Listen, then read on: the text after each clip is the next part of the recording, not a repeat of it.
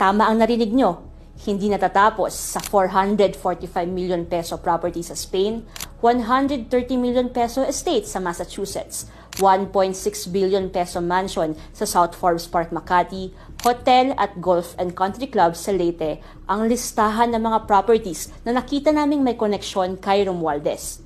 Itong bago namin na-discover ay nasa Connecticut in the US.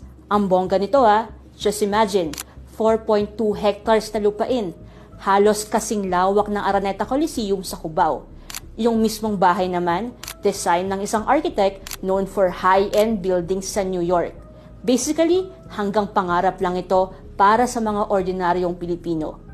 Ayon sa mga dokumentong nakalap namin, binili ang property noong September 2022 ng isang company named USP 85 LLC. Ang pangalan nakadikit dito, si Andrew Casino, isang Filipino lawyer based in New York na part din ng Board of Directors ng Benguet Corporation na pagmamayari ng pamilyang Romualdez. Hindi pa rin natatapos ang koneksyon si Casino at si Romualdez, fraternity brothers sa Upsilon Sigma Phi. Sumali sila sa Upsilon noong 1985. Upsilon Sigma Phi, 1985. USP 85. Gets ba? Ilang beses kami nag-reach out kay Romualdez at Casino para kunin ang kanilang panig, pero hindi sila nag-reply. Anyway, baka familiar na rin kayo kay Casino. Siya kasi yung lawyer na involved doon sa 130 million peso mansion in Massachusetts. May similarities din ang dalawang property transactions na ito. Yung sa Connecticut, nakita namin na inilipat ito ng USP 85 LLC sa isang kumpanyang nakarehistro sa Delaware State sa US noong July 2025 gamit ang quitclaim deed. Sabi ng isang realtor sa amin, ginagamit usually ang quitclaim deeds for internal transfers. Basically, hindi talaga binebenta sa ibang tao. Ibang structure lang.